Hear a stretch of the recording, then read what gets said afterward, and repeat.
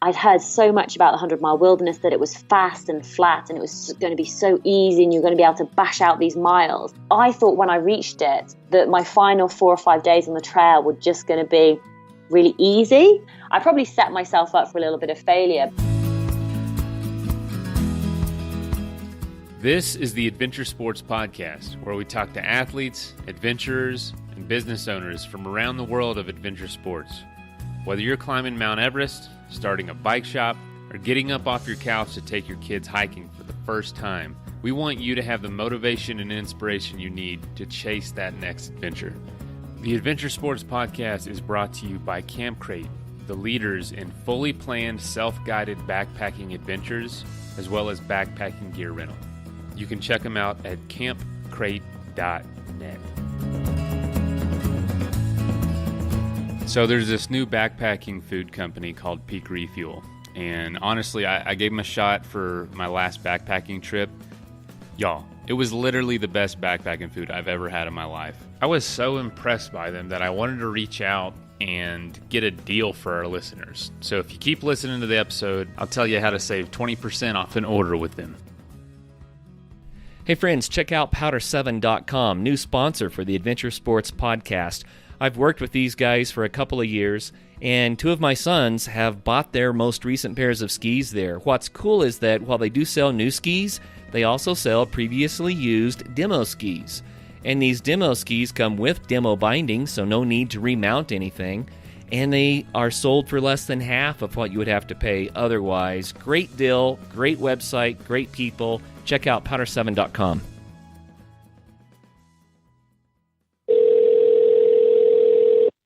Hello, this is Jordan from Netflix. How may I help you? Hey, Jordan. I was wondering, could I get 99 subscriptions to Netflix for free and then pay for the 100th? And then everybody, all 100 people could just use it? No, you cannot.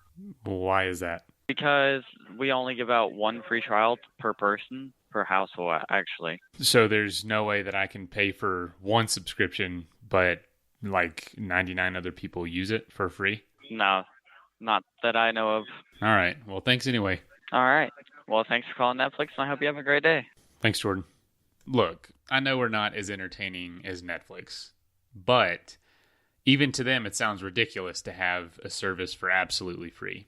And the truth is, 99% of podcast listeners don't support the shows that they love.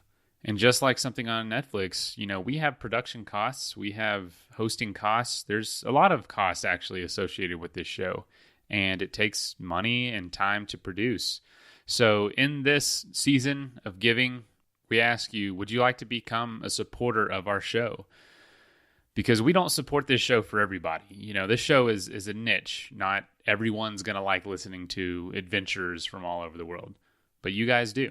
When you become a patron of the show, you basically get the upper hand in influencing what we talk about, who we talk to, and what you want, because you've shown us that you're a super fan of the show. And that's why we wanted to make it easier for you to support the show. So there is the ability to support the show for $5 a month at patreon.com. But now there's the ability to support the show for $1 a month. Come on. We've got to be worth $1. Not only do you get to influence the show, you get the satisfaction of knowing you're making this thing happen. So join us in making the Adventure Sports Podcast the absolute best show it can be. Thank you. So this week's revisited episode has Sarah Williams talking about her Appalachian Trail hike in under 100 days. Sarah is pretty well known to this show. It's a really good story, and I hope you learned something. Hope you had a great Christmas and a happy new year. And while you're hanging out with family, go ahead and tell somebody about this show and how much it means to you. We would appreciate it. All right, here is the episode. Hi friends, Kurt here. Thank you so much again for tuning in to the Adventure Sports Podcast. Today we have returning guest Sarah Williams with us, and it's always fun to talk to Sarah. Sarah is the host and the founder of the Tough Girl Podcast. Her website is toughgirlchallenges.com. She's been on the show a couple of times before, but a very adventurous lady who is really into the value of adventure sports, especially for women.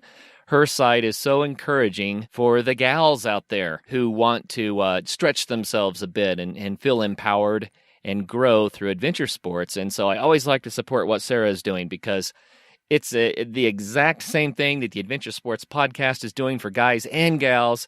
Sarah is doing specifically for women. And she is from the UK. She lives about 30 minutes outside of Liverpool. She started her career in finance, and after several years of that, decided she wanted a more adventurous lifestyle. And Sarah, I'm going to tell half your story here. Oh, go for it. You're doing a great job. She climbed Kilimanjaro. She also took a trip to South America and did extensive backpacking trips there. She traveled to the Sahara Desert and ran the Marathon des Sables. And as she went through these experiences, these adventurous experiences, she decided that she wanted to do more with that. She saw the benefits that it had in her own life, and she wanted to make that more available to ladies around the world. So, Sarah, welcome to the program. Oh, thanks for having me back.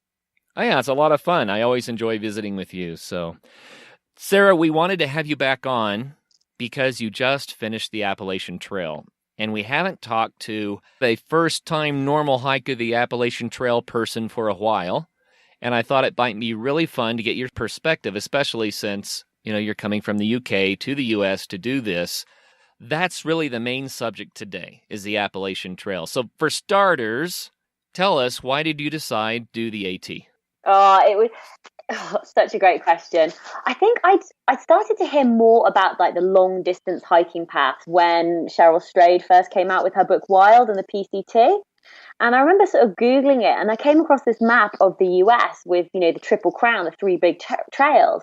And I started to think, how do I not know about this?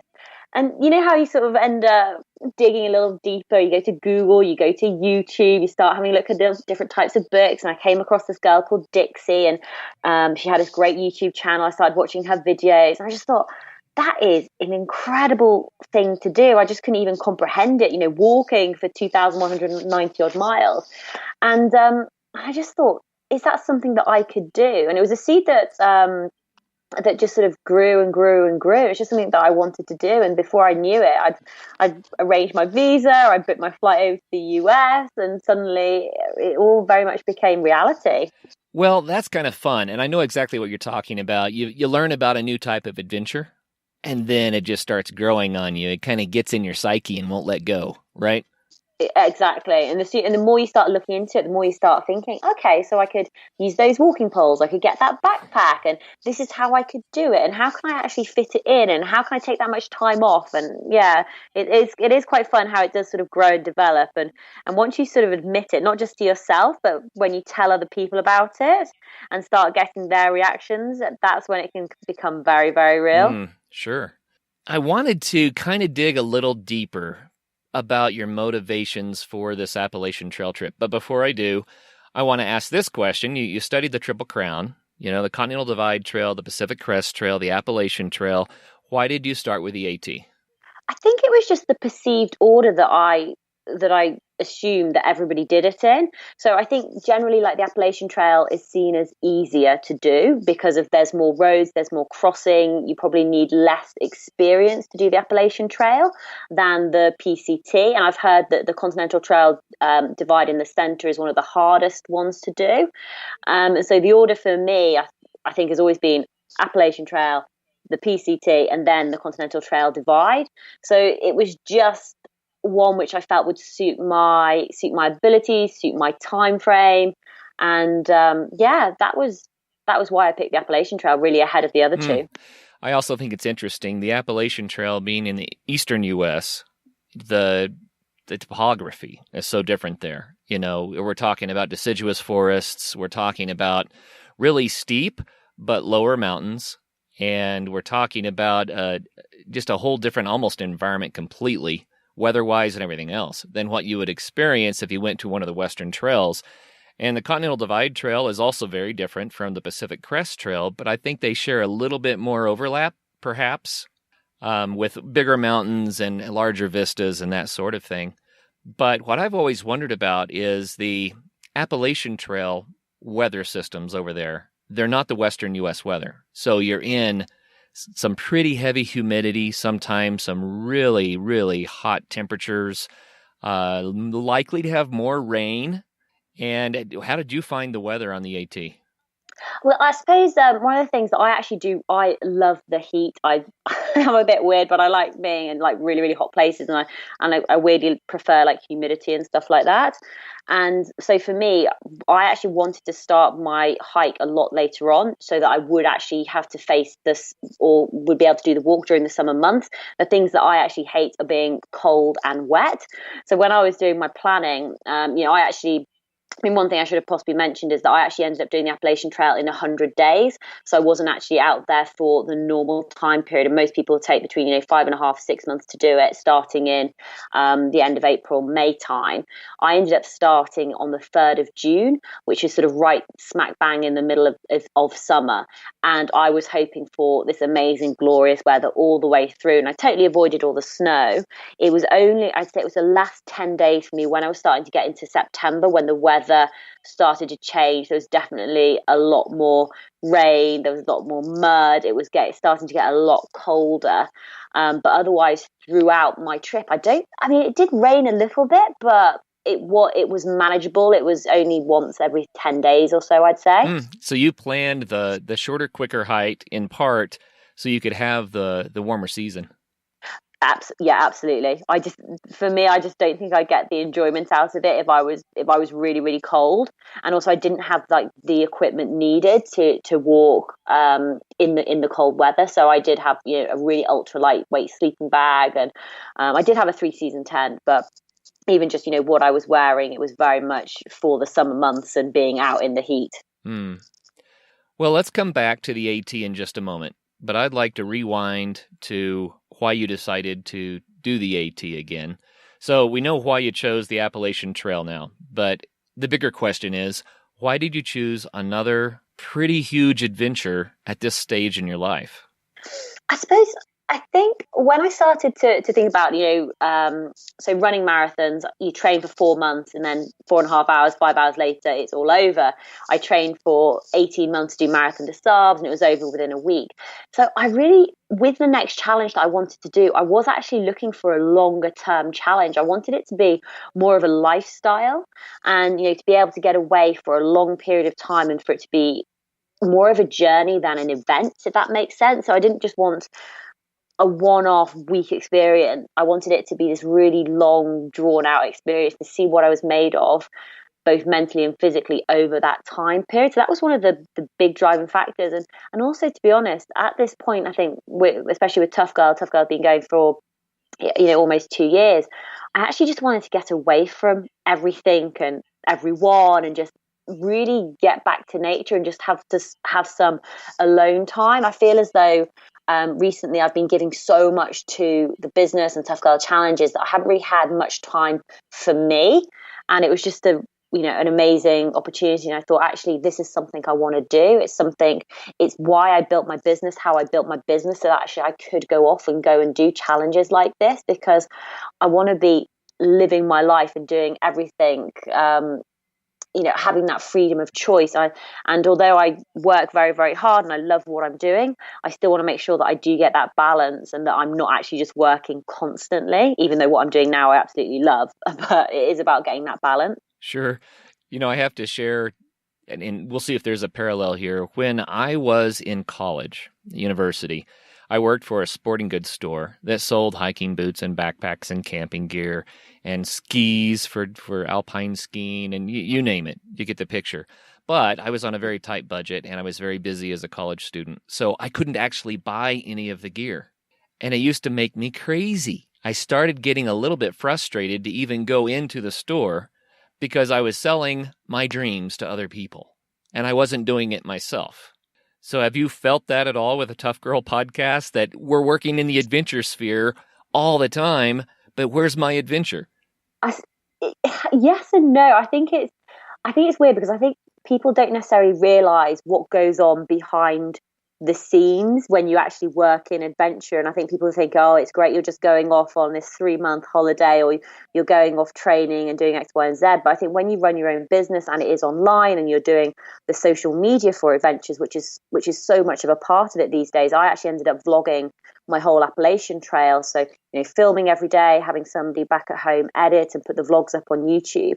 It's a huge amount of behind the scenes work to actually even be able to share these adventures with other people.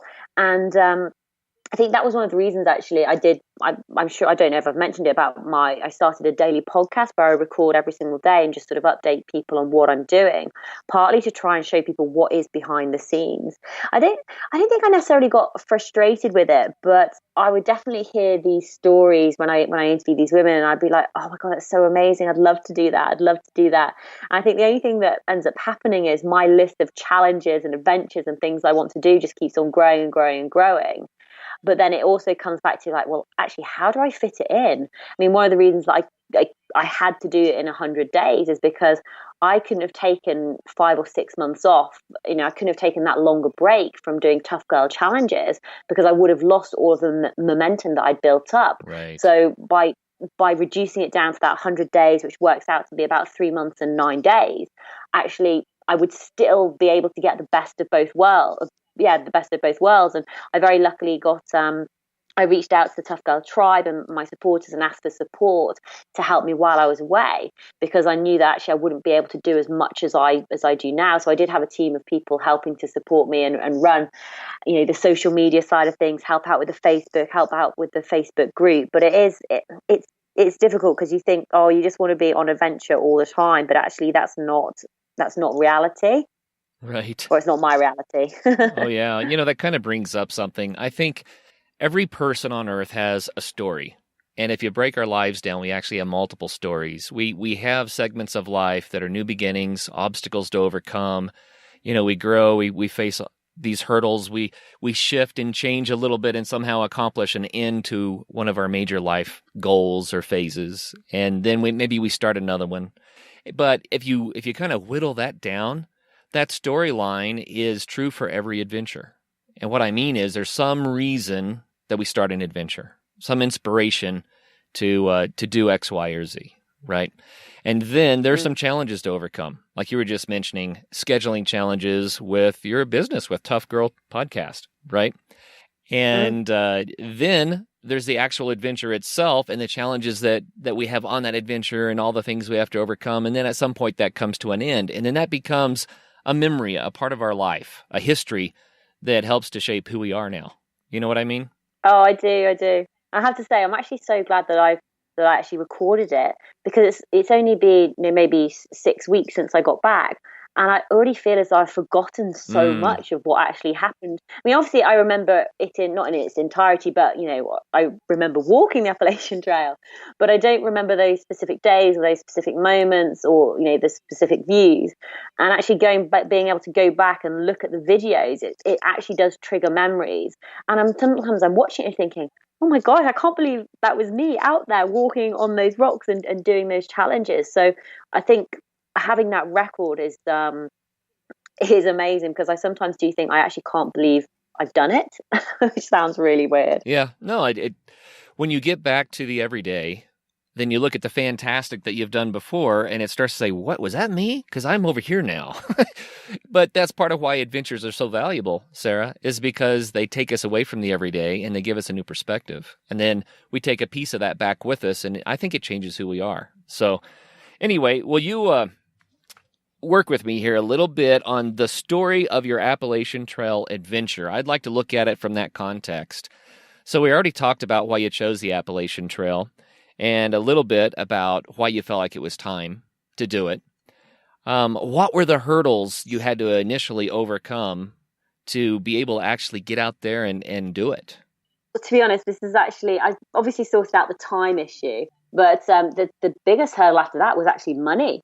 And I know it's the two things that everybody that I speak to, it's the biggest problem that they talk about. I don't have the time and I don't have the money. Well, I didn't have the time, and actually I didn't have the money. When I decided to do this, I actually had no idea how I was going to be able to afford to do it. But the great thing about doing the Appalachian Trail for me was that I could actually really break it down almost into segments. So I knew that I had a number of speaking gigs coming up, and that one speaking gig would pay for my visa. My next speaking gig would pay for my flight out to America. My next speaking gig would pay for my return flight. Another job I did then paid for my insurance. So it was done very, very piecemeal. And actually, I had no idea how I was going to pay for it. It was actually through Patreon, which massively helped me out, because that's grown a lot for me. And I was getting around like $500 a month through that website, and that was going to be my budget basically. And so that was I'd say would be the hardest thing of actually getting to the start line, is actually trying to figure out how I was going to pay for it. I mean, one of the other reasons doing it in 100 days is hopefully it should cost me less money than if I was out there for 5 or 6 months. But that was almost my biggest concern, is, trying to buy equipment, get everything that I needed. I wrote my list, backpack and what shoes do I get, and tent and clothing. And I ended up picking things off one at a time when I, scraped together the cash. But even, 2 weeks before I was going, I still didn't even have a tent. And that was getting to the point where it's like, well, actually, I don't think I can afford to buy, the lightest tent that is out there. So it becomes like a massive compromise between the weight of the tent and the cost of the tent and what I was going to be able to get. And then I had like friend reaching out saying, look, I've actually got this great tent. It's a Terra Nova. It weighs 1 pound one. Would you like to borrow it for the Appalachian Trail?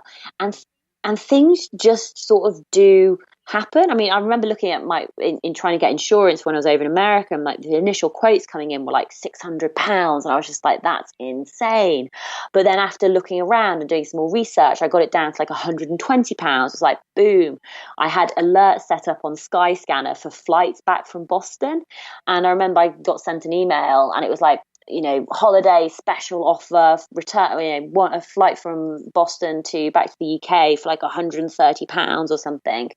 So little things like that happen. And so I could just sort of take my time and just do it very, very piecemeal. But I just didn't give up. I just sort of knew that it would happen, that I would get there eventually. Wow. You know what I love about that, Sarah, is that I think a lot of us would say, man, I would love to go name the adventure, right? I'd love to go hike the Appalachian Trail. And then they look at the expense and they say, well, I don't have the money. And that's the end of it. But what you did is you said, no, I'm going to go hike the Appalachian Trail. And with that intention, you started looking for ways to make it happen for you. And then because you had that intention and you're walking down that path, it did happen for you. It all came together over time. But from the beginning, you probably didn't have a good feel for how it would all come together. Exactly. And that's actually quite nerve-wracking when you're just like, actually, I don't know how this is gonna happen, but I just know I'm gonna have to make it happen, basically. I mean, I wrote like quite a detailed blog post on what I spent before I even got out to the Appalachian Trail, and I worked out like the majority of it was on sort of like the travel over there, the accommodation, the nights I was staying out at Springer Mountain, like the visa and the insurance, etc. But all in all, because I was so sort of careful about where I was spending my money and saving everything that I had, because I knew that that's what I would need in total before I even got there, I'll put it into US dollars for you, was $2,165. And the most expensive item I ended up buying was my backpack, which was £140, and my air mattress, which was £115. But in terms of the amount I spent on gear, it wasn't as much as I know that other people spent on gear, partly because I didn't have the money to be sort of, what do I get here? Do I spend here? I was almost sort of just making do and just seeing what would work best for me with my budget, which was really tight. I love your example, and I want everyone to make sure, I just want to highlight it one more time. Choose your adventure. Don't worry so much about how you're going to make it happen. Choose what it is that your passion is, that you really want to do. And then that becomes a goal you work toward. And I think things do work out just like you described, right? Absolutely. Absolutely. Can agree more. Yeah. I mean, so many people say, well, I can't do that. I'm busy. I have a job. I don't have much time off. My budget is tight. But when you make something a priority, then the door is open. I remember on my first bike trip, we were on the Alaskan highway, my buddy and I, and we were absolutely total idiots. We had no idea what we were doing. We ran out of food a bunch, and it really kind of scarred us, because I remember crying one time thinking about key lime pie because we were so hungry, and we were so far from the next spot to get food, and it kind of scarred me. And my wife even makes fun of me now because I tend to way overpack even for day trips, and I don't really have to do that now because we buy from Peak Refuel, and they have these awesome freeze-dried meals. It's lightweight, it weighs almost nothing when there's no water in it, and it's a lot of food. It tastes awesome. So gone are the days of carrying way too much food, and hello to the days where we're only carrying Peak. If you'd like to give Peak Refuel a try, just go to their website, order some food, and at checkout, just use the code ASP20 at checkout to get 20% off.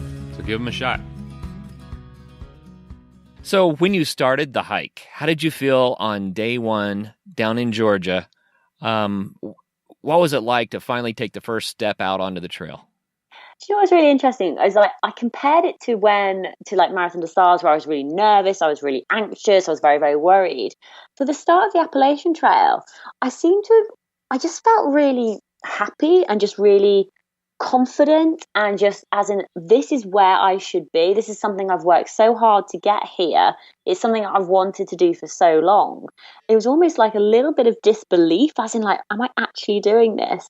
But it just felt comfortable. It just felt right. I knew I'd done my training. I knew I'd done my preparation. I knew I'd done my planning, and I knew that mentally and physically that I was really ready for it. I was ready to get going. I'd been tapering as well for like the past 3 weeks. And when you stop sort of training or exercising, you start getting all this like built up energy. And so when you finally get to the start line, you're like, right, let's just sort of go for it. And it was good to be out there walking and just actually starting. And yeah, it just felt really comfortable. So you did at least, so this is your average was 22 miles a day, and that's pretty aggressive, but that's your average. And that means that you had some really long days in there mixed in with probably some shorter days. So how did that go for you? What kind of distances did you actually have to do most days? I think when I started, I knew that I needed to sort of build it up. So I was very conscious of only sort of starting doing like 15, 18 miles a day. And one of the biggest challenges for me is mentally knowing that I was going to be behind. But it really did average. I think one of my shortest days was like 5 miles. I only took 2 zeros. The other shortest day would have been 14 miles. But generally it was around the 20-mile mark. Even my Nero days were like 20 miles. But I also did have some bigger days. Towards the end, my biggest day was like 33 miles. And that was on the back of doing like another 30-mile day on the back of another 30-mile day. So it really did just massively depend on the terrain and where I was. So at day 52, I'd reached 1,000 miles. So I got to 1,023. But that meant for the final 50 days, I needed to walk 1,190 miles. And I knew that I had some really, really tough sections coming up. And that was quite hard going through the White Mountains, where I actually couldn't average more than 20 miles. If that, it was sometimes it was only 16 just because of the terrain. But then that sort of puts pressure on you for when you're in flatter stroke easier sections, and you've really got to punch on through and do some big days just to make sure that I was staying on top of it all. I'm going to compare this to the Marathon des Sables just a little bit to make a point. We've interviewed various people who have done the race now, and you being one of them, of course. I think you were our first. But what I found was one interviewee who said he was a faster runner than several. And so his day would be done on the Marathon des Sables so much earlier than other people. So during the heat of the day, he was under a shade somewhere, sipping water and recovering. And he said it was actually easier because I was faster. He says when the people would come in that had been out for 12 hours, they were so exhausted and beat up, because they'd been out in the heat of the day and they'd had 12 hours of fighting the sand, where I may have only had 5 or 6, And I'm curious how you feel about that when it comes to the Appalachian Trail. Were you one of these people who this is a 12-hour slog to get this distance in, or was it, I'm going to go as fast as I can and then rest? I was just slogging it out every day pretty much. If it was daylight, I'd still be walking most of the time. So I'd try and get up at around 7:30 whenever I woke up naturally with the sunlight. But my plan was, I always had like a set distance of what I wanted to achieve. But if I got there at about 4:30 and I was thinking, oh, well, I've still got like another 3 hours, how much further can I go? Is there another shelter? Is there somewhere I can camp? Can I push it a little bit more? Then I would generally keep on going, especially when I was feeling fresh and stronger at the start, because I thought, actually, this is where I've got to make use of my fitness and my endurance, because as I'm going to get further on down the trail, although my endurance will build, I know that I'm going to end up being weaker. So it was just a case of just pushing on through, and actually a lot of the time it was generally 12-hour days walking, sometimes more, sometimes like 14. I tried to avoid night hiking as much as possible, but yeah, I was just pretty much walking all day every day, and I wasn't taking breaks. So I would very rarely sort of stop and sit down, and I didn't have a stove, so I was stoveless. So I would basically be able to eat and walk, because I'd just be eating all the bars. But I do completely understand what the MDS guy was saying about how it is relatively easier if you can be a lot quicker on the trail, because then you can start recovering. I mean, I'd notice it with a couple of guys who say I walked with. We'd cover the same distance, but they do it so much quicker than me. So they'd be at the shelter maybe at 4:30, and I'd arrive 3 hours later. And then you do have the benefits of being able to relax a little bit more, enjoy your food, and set up your camp and just unwind. Whereas by the time I got into camp, I knew that my last 40 breaths would be for me to blow up my air mattress, put my dry clothes on, and get into bed as quickly as possible, because I was just so exhausted at that point. Wow, you really worked hard at this. I have to say, to do the Appalachian Trail in 100 days is aggressive. That's very aggressive. Do you feel like you had the time to enjoy it as much as you would have liked to? I mean, did it turn into an athletic event, or were you hiking through the wilderness? I was definitely hiking through the wilderness. I did enjoy it. And to be honest, for me, I mean, I actually do like spending time by myself. And I like having this time to be able to think and get back to nature, and I like being able to follow my own schedule and set my own day up and do what I want to do. And it was aggressive. I think one of the things, looking back now, on things that I missed out on is things like trail families, getting to really, I mean, I did meet people, I did bond with people, and occasionally we'd have a couple of days of overlap, which was amazing. But actually, I think that's one thing that I probably missed out on, is more of the social side of things, because generally a lot of, because I was starting so late in comparison to everybody else, I was catching people up and then overtaking them. And a lot of people then weren't necessarily walking as quickly as I was. I remember getting to one campsite and I was talking to some of the guys there. I said, where have you come from? And I told them this campsite, which was maybe 26 miles back. And they were like, oh my goodness, we were there like 3 days ago. And I'd done it in a day. So I think that was the only aspect that I probably would, if I did something similar in the future, I'd probably change the time pressure. But for me, because I did want a challenge that was going to challenge me, I knew that because I don't want this to sound arrogant, but I knew that I would be able to do the Appalachian Trail in 5 or 6 months. I don't think that would have been a challenge for me, but actually having that time pressure, that's for me is when I got that uncomfortable feeling in my stomach. I got that fear factor, can I do this? Am I going to be successful? And I wanted to experience those fears so that I can try and understand more about how I overcame them, to be able to share that with other people who they're scared of going out for a 5K. It's like, well, what's that fear that they're feeling in their stomach? How can you get over it? What do you learn from it? And so I need to be able to put myself in those situations where I'm still growing and developing as a person. Right. So I need to rewind just a little bit.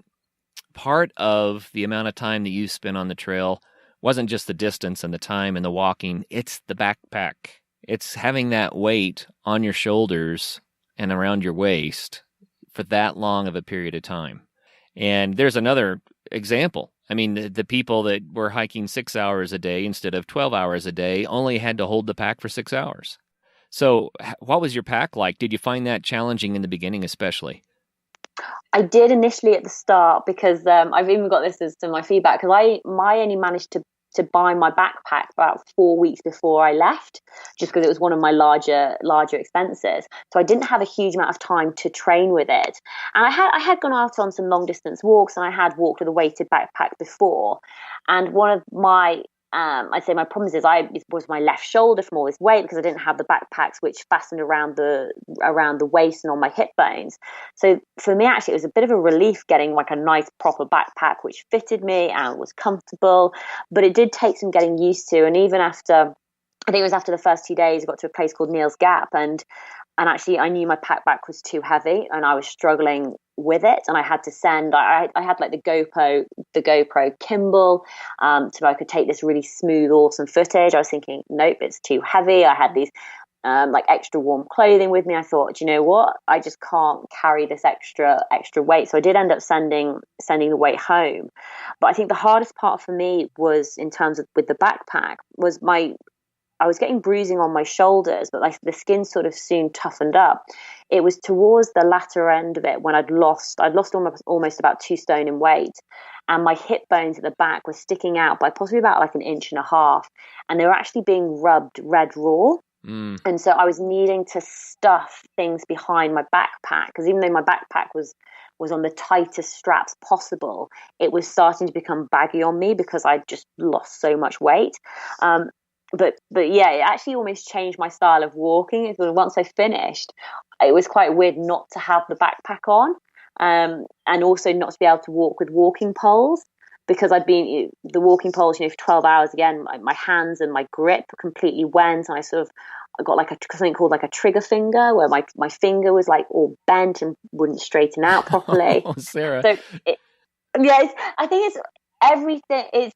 I mean, I always say this as well. I mean, it was obviously it's tough, and it is doing it in 100 days. But equally, I mean, I do look at some of the people who did it in 5 or 6 months. I mean, some of the added benefits of me doing it so quickly is I was whipping through. Some people talk about like Virginia, and they talk about like the Virginia blues because it's just so long, and some people don't really like that section and call it a little bit boring. But because I was whipping through it so quickly, I didn't really have those experiences. And equally, some of the tougher sections I was getting through a lot faster, because if they're doing it slower, therefore they're probably having to carry a lot more food than I am, because they're not going to be able to get the resupply. So there are pros and cons to both ways of doing it. But it was a lot of I think just a lot of pressure on the body. Yeah, no doubt about it. And it's funny too, because you could have done it even faster.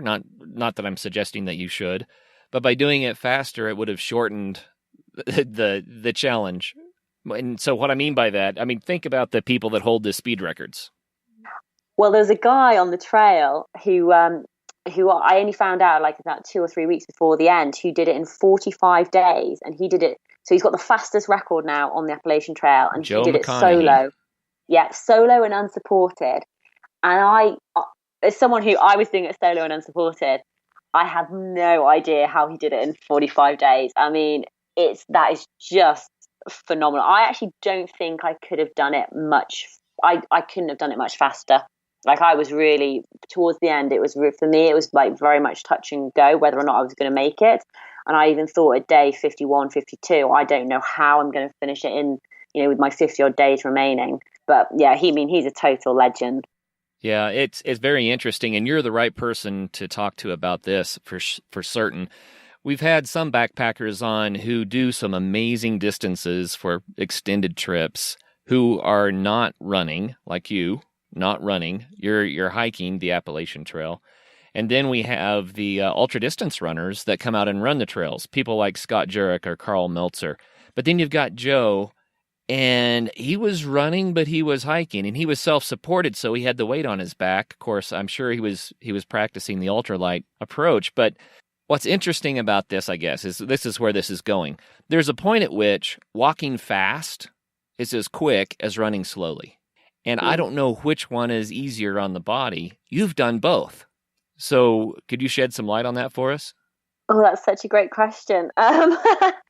I think it actually depends on the weight on your backpack. I did try running with my pack occasionally, and I just couldn't get it right. So I know with like Marathon des Sars, because my pack was like 10 pounds, I think.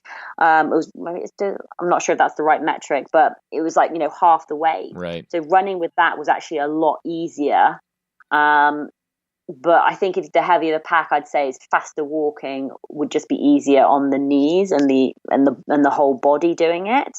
But some of the guys can really move, and some of the girls can massively move, even just, walking quickly. You can have a really rapid pace. I think it just comes down to personal preference. Well, it's interesting. Some people claim that speed walking, right, is better for the joints, better for the body than jogging. But then the ultra-distance runners who have that smooth glide, taking shorter steps and really leaning into it and what have you, I think, well, that looks pretty smooth too. So I actually don't have an opinion on this at all. I was just curious what yours was, since you have done both. I mean, I think the terrain is also another interesting one as well. Just for example, like Marathon des Sables, you're running through sand, and whereas in the Appalachian, like some of the rocks and stuff and the twigs and the ground, I'd actually, from a safety perspective, I'd prefer the walking, because I think I'd have more like fast walking. You can still have a lot of control, whereas sometimes when you're running, I don't know if there's more risk running. Ooh, it's a guess. Yeah, I'm not sure. I don't know. Maybe I don't have an opinion on it. I think what your first answer was about the weight of the pack, that makes the most sense to me. If you have a heavier pack, it's so hard to run. It is so hard to run. To me, that would just be the killer. Wow. So, you know what? Still, Joe McConaughey setting a new record. It was 45 days and 12 hours. That's pretty darn impressive. And something else, a tidbit that I read about his attempt, was that he actually got off route and ran, what was it? He lost 1,500 vertical feet and several miles one day, and then had to make all of that up, and he still made it. So kudos to Joe. That was an amazing, amazing trip. What, he made a mistake, or he got lost on the trail? Yeah, he made a wrong turn. Oh, that's gutting. But he still did it. He still beat Karl Metzer's record by 10 hours. So, it was an amazing, amazing feat. And someone next season will go back and potentially do it faster again. But what's interesting about this is that the records for the last 3 years have all hovered around that 45, 46 day mark. And someone, I can't imagine doing this in 100 days. I'll just be candid, Sarah. In 100 days, I don't think my body would hold up. I don't think I could pull it off. So kudos to you. But someone out there is going to figure out a new system, and they're gonna break the record. They're going to smash it by like a week. And I'm really curious how that they're going to pull that off. It will be interesting to watch. I think it's even more interesting if you spent some time on the Appalachian Trail and you've gone through sections of it and you're just thinking, wow. I mean, then you can really see what it is for such an accomplishment and such an achievement to do it in those time frames. Oh, yeah. Well, you think about the mileage they're putting in. We're talking about 50-mile days. And, day after day after day after day after day. I mean, hats off to these people are the super athletes, you included, the super athletes that just blow the minds of the rest of us. The Adventure Sports Podcast is also brought to you by Powder 7 Ski Shop. Powder 7 is Colorado's premier homegrown and family-owned ski shop. Online at powder7.com, they offer a huge selection of new and used ski gear, plus full tech and boot fitting services at their shop in Golden.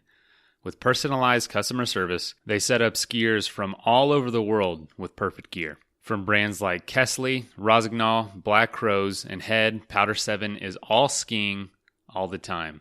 So check out powder7.com to learn more. Now, back to the episode. Well, at 100 days, you had really long days covering a lot of miles, but you still maybe had a little bit more time to stop and smell the roses. And the reason I bring that up is some people go out there and they say, no, I am all about being in nature. I don't care if I do 3 miles or 30 miles. I just want to experience it. And other people are going out saying, no, I want to do the distance. I want to see how fast I can accomplish this. So was there a conflict inside of you? Am I going too fast? Should I slow down? Should I stop here and enjoy this? Or do I have to keep moving? How did you feel about that? No, I think because I was very, very clear with my goal. And so even when I came to incredible towns and met great people, I mean, I met some like awesome people. They're like, why don't you just stay for another night and just hang out and, chill with us? We're going to, head down to the river and just, sunbathe and all this. And deep down, I was thinking that would be so amazing. But I always had at the forefront of my mind what my goal was.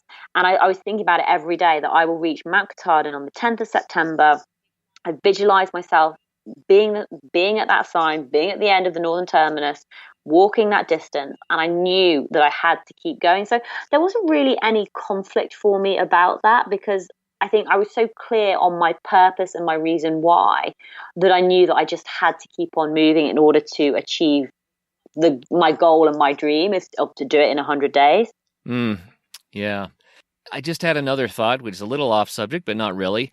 You did several days that were longer than a marathon to pull this off, but you were backpacking a marathon or longer instead of running a marathon. And having done both, which do you think is harder? That's such a good question. I'd still say the running. So while I was actually out on the Appalachian Trail, I'd actually think back to some of my previous challenges, and I think back to Marathon des Sables and the long stage, which was running 52 miles in a day. And no day on the Appalachian Trail compared to how hard that day was. And so no matter whether I'd walk 26 miles, 28 miles, I'd always be thinking, come on, Sarah, you've only got another 4 or 5 miles to go. It's not like you've got another 20 miles to go in the day. So, I definitely think the running for me was harder than just the walking, because with the walking, it was just more about just keeping on going. And you didn't really get tired, if that makes sense. You could just keep on just putting one foot in front of the other. Whereas I think with running, sometimes you can get tired and burnt out and just need to stop and walk. So you can't necessarily continue running all the time. Whereas walking, you can definitely be a lot more consistent. Yeah, I can see that. So Sarah, let's jump into the storyline a little bit again. In a story, there are always the hardest days, the obstacles that have to be overcome. It's the day that things didn't go right. Was there a time on the trail where you began to question if you should be doing it? Did you ever think, maybe I should quit today? Or maybe you didn't think you needed to quit. Maybe it was just more a matter of, wow, I can't believe this. I don't know how I'm going to get through it.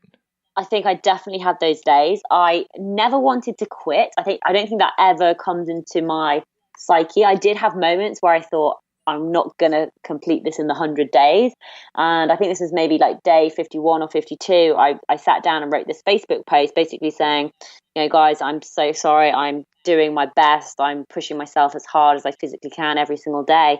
But I just don't physically know how I'm going to be able to complete the challenge in the 100-day time period. I'm just so sorry to have let you all down. I'll continue to do my best.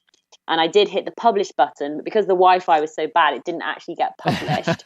Actually, one of the hardest situations for me, and I think that I made it even harder, was when I hit the 100-mile wilderness, which was, the last sort of 4 or 5 days of the trail. And I think in my head, I'd heard so much about the 100-mile wilderness, that it was fast and flat and it was going to be so easy and you're going to be able to bash out these miles, that I thought when I reached it that my final 4 or 5 days on the trail were just going to be really easy. And I probably set myself up for a little bit of failure, because I remember entering the 100-mile wilderness, and within the first couple of miles I was thinking, hold on, this is not flat. I'm climbing again. There's roots, there's mud, there's rain. And it seemed to be getting worse and worse. And I started on one day, started at 7 and I finished at 7. I did 28 miles. The following day, I started at 7, I finished at 7, and I only did 24 miles. The following day, I started at 7 again, finished at 7, I only did 21 miles. And so I could see that I was thinking, I'm putting in the same amount of effort every single day, but I'm just not getting the distances. I'm not just getting the miles in. And I think mentally that was really starting to drain on me, because I'm thinking, how am I going to make it if I can't increase my mileage? It's getting less and less and less. And weather-wise, I think everybody, worst thing to me is being cold and wet. And when your hands start disintegrating, your feet start disintegrating, you're having to put on wet clothes and everything is wet. That for me, was when it was just miserable. And there's this wonderful video which has come out, and I was filming myself and I was wearing this blue poncho. My poncho was basically shredded. It was one of these frog togs, and it's been through all the trees and it'd been ripped, and it had more duct tape on than anything else. And I was just sat on a boulder. It was raining. I was wet. The boulder was wet. I had this poncho sort of half tucked behind my ear on my head. And I was just filming myself eating this Snickers. And I was basically just saying to the camera, I'm just so miserable. I'm cold. I'm wet. There's mud everywhere. I'm not making any progress. And there was just nothing you could do about it.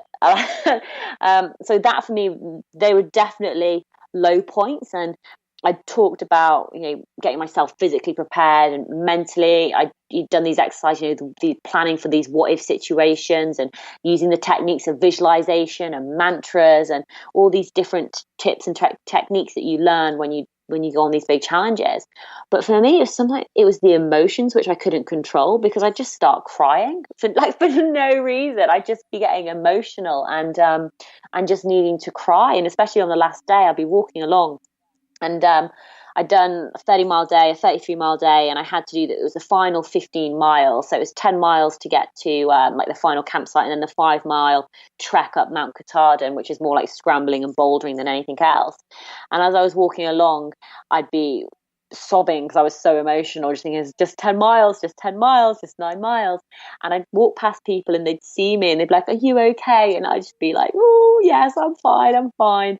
And they'd be like, oh, are you summiting today? And I'd be like, yes. But obviously they knew that I was emotional because I was summiting, but I don't think no one really knows what you go through to get there, and especially to do it in 100 days and to actually think, oh my goodness, I'm actually going to summit it, fingers crossed, if the weather maintains itself. And you definitely have high points, you definitely have low points, very low points. So what gave you the courage, the tenacity to carry on when you were at those low points? I think it was because I didn't really have a choice.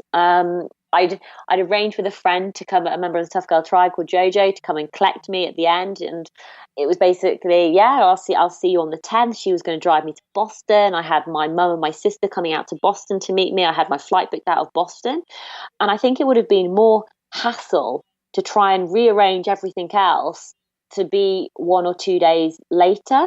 And I suppose I just never wanted to quit. I just always wanted to keep on pushing myself, and the only reason why I would stop would be because if it was something like injury, or if it was something outside of my control. I mean, one of my concerns was, what if I get down to Mount Katahdin and it's massively bad weather and I can't summit on the 10th? Right.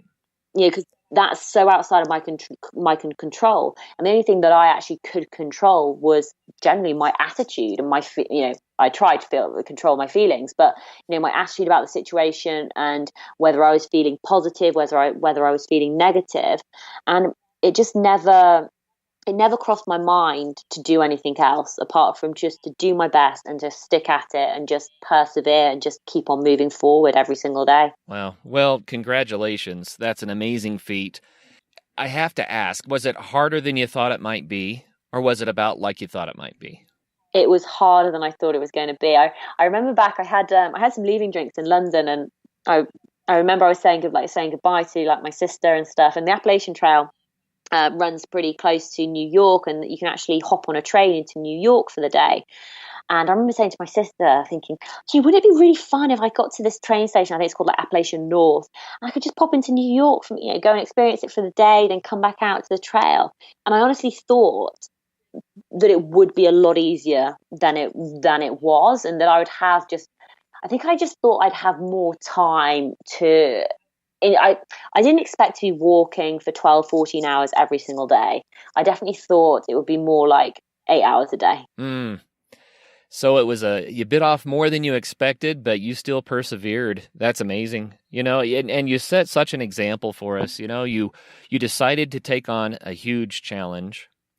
You didn't have the financial answers, right, to how you're going to figure that out. You had to rearrange your business around the time that it would require. Then you had to acquire the gear and do all of the planning. But then when you actually executed this, It was more challenging than you thought, but you persevered and you pulled it off, and you finished in the 100 days that you set out to do it in, and that's amazing. I think I was also just maybe just a little bit naive, because, when you look back and you think, God, 2,190 miles in 100 days. Like, what was I thinking? Well, I have to ask then, was it what you hoped it would be? Meaning, did you have the life experience that you were hoping for? No, I did. I mean, it was so incredibly tough, but it really did, push me physically, push me mentally, and push me emotionally.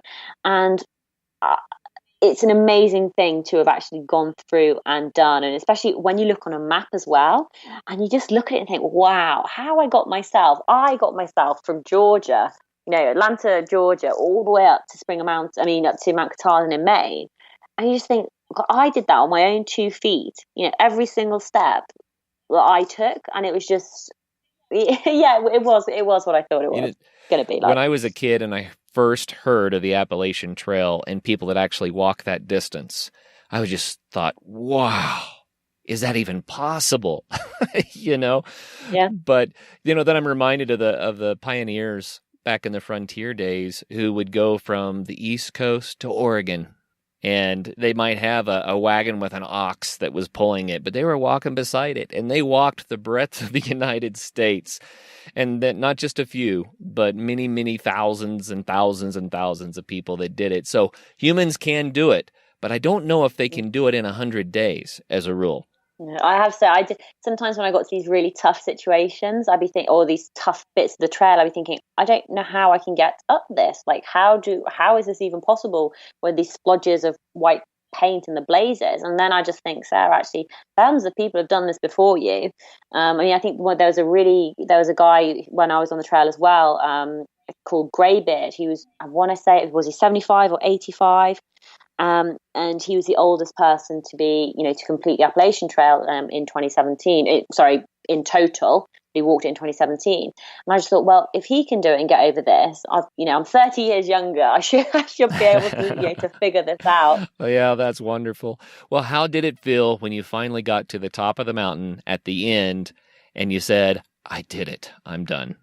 To be honest, it was more just a feeling of relief and peace, and I felt, I want to say, weightless. Just, I don't know, there was just no more pressure anymore. I'd done what I'd set out to do. I completed it. The strange thing was that nobody knew that I'd done it, because I couldn't get like a signal. I couldn't share with anybody. And so it was a really odd time, like walking back down the mountain, having this sort of 5-mile walk, and just thinking, wow, I've done it. I finished it. And it was just, there was a lot of relief, actually. It wasn't celebratory, if that makes any sense. It was just I've completed it. I'm happy in myself that I've done it. That's neat. Well, where do you stand now? You've had a few weeks now to forget the pain. Do we see a Triple Crown in your future? Oh, I don't know. Like, I think somebody else told me this is like, you either end up doing 1 trail or 3 trails, because you can't just end up doing 2 of them. If you end up doing Right. 2, you've got to do the 3rd one. It just makes more sense. I honestly don't know. Like, I think I would love to do another long trail again, but without the time pressure. I think it's very easy to get into that way of life and living. I'm not quite sure, because I do like mixing things up, and it would be nice to maybe do something different. I don't know, maybe get on a bike, or get on a boat and go rowing. Just have to wait and see. But I'm sure, I think one thing that inspired me was just, the breadth and depth of the amount of people who were out there, all these different ages, women and men, all ages. And I thought, well, actually, I met one lady who was in her 70s doing it. So there's always time to do these challenges, like, later on. So who knows? Well, I'm sure that another amazing adventure is going to grab hold of your psyche again, and you'll start losing sleep over it until you do it. And that's kind of the way it works. But last question, Sarah, how did it change you? I sort of don't know if it did. And what I mean by that is, I think I'd done a lot of self-reflection and spent a lot of time figuring out who I am as a person. What are my values? What are my beliefs? What is like, who am I as Sarah? What am I comfortable with? And just feeling very comfortable and confident within my own skin and what I do. So I think I don't necessarily think that it changed me, because I don't know. No, how can I say this? Is in I wasn't doing this for ego, if that makes sense. It was just doing it purely for me and wanting it. What I'm happy to share it with everybody else as well. So I don't know if it just gave me more inner confidence. Like I've always been confident, but I don't know, just more belief, more confidence, and more that actually this is how you want to be living your life. You're making the right choices. You're in the right place. You're doing what you should be doing, and just continue to make these choices and to follow your dreams, because it just feels so right to be doing it. Yeah, I love that. Well, congratulations again. It's quite the feat, and I'm very impressed, but I also love it that the host of the Tough Girl Challenges podcast is out there being the tough girl facing the challenges. You practice what you preach, and I think that matters. So if people would like to hook up with you, get more information about the things that you do, and also follow all the wonderful guests that you have on your show, how should they find you?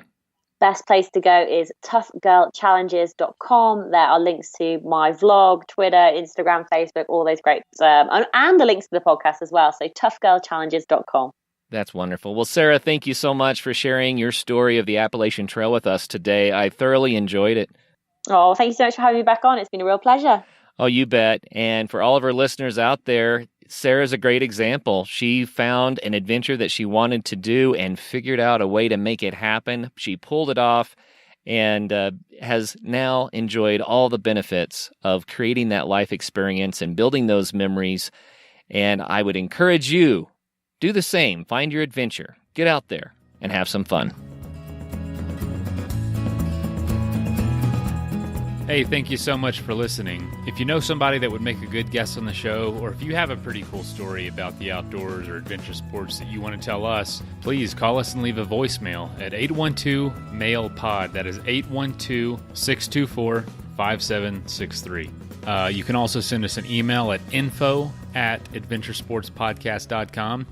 Again, it is always helpful to leave us a review on iTunes. And if you'd like to be a supporter of the show, you can give $5 a month at patreon.com/adventuresportspodcast. And links for all that stuff is also in the show notes. So thanks again for listening, and y'all get out there and do something so you can be on the show one day. All right, later. Don't forget, if you want to save 20% off the best backpacking food you're ever going to eat, go to peakrefuel.com and use ASP20 at checkout.